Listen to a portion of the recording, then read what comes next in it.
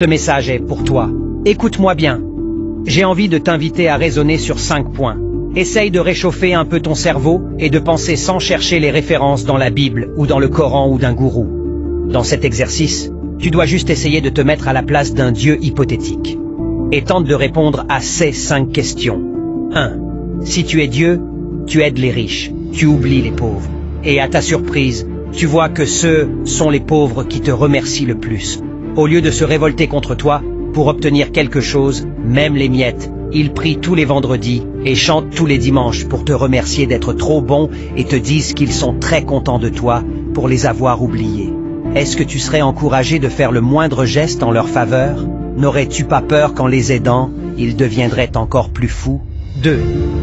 Imagine que tu es Jésus, le Fils de Dieu, que tu souffres à cause des mécréants qui veulent ta tête. Et tu as besoin de l'aide de ton père qui est le patron de toute la boutique. À sa place, des vendeurs de tapis courent vers toi pour t'expliquer comment ton papa est bon et gentil, ce qu'il a dit et ce qu'il a fait de merveilleux. C'est-à-dire qu'ils sont complètement hors sujet par rapport à ton propre problème. Le minimum ne serait pas que tu te poses certaines questions simples, du genre « Puisqu'il est mon papa, puisqu'il me connaît, puisqu'il sait où j'habite, pourquoi a-t-il besoin de donner de la procuration à des gens que je ne connais pas pour venir me dire qu'il est gentil? Pourquoi ne me parle-t-il pas personnellement? 3. Tu es Dieu. Supposons que le monde est une grande entreprise, une industrie que tu as réussi à bâtir tout seul. Question. Si tu as été si intelligent pour monter une telle boîte, comment peux-tu être si médiocre pour assurer un bon service de ressources humaines et recruter des gens compétents pour te représenter et parler en ton nom?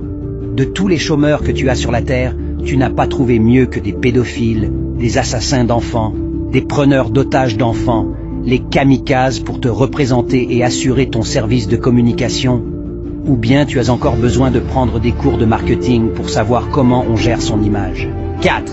Si tu es Dieu, tu as créé le monde et tu as posé la condition rude pour vivre sur terre que beaucoup n'arrivent pas à s'en sortir, tellement ces conditions sont difficiles, en mettant les humains en compétition entre eux comme des animaux. Le plus fort détruit les faibles.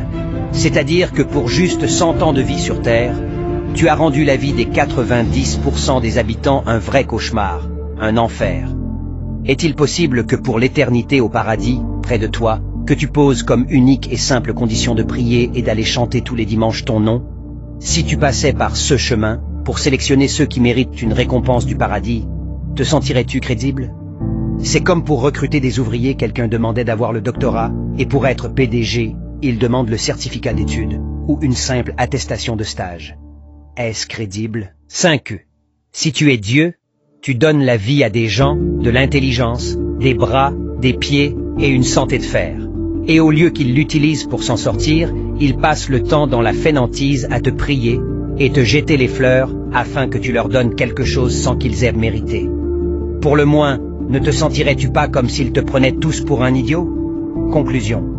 Avant de te plaindre que tu n'as pas de chance dans la vie et que tu es pauvre, demande-toi combien de fois ton ancêtre s'est déplacé avec la chance pour venir t'apporter la bénédiction et la prospérité et tu étais absent, parce que tu étais parti le trahir avec la spiritualité de ces bourreaux d'hier.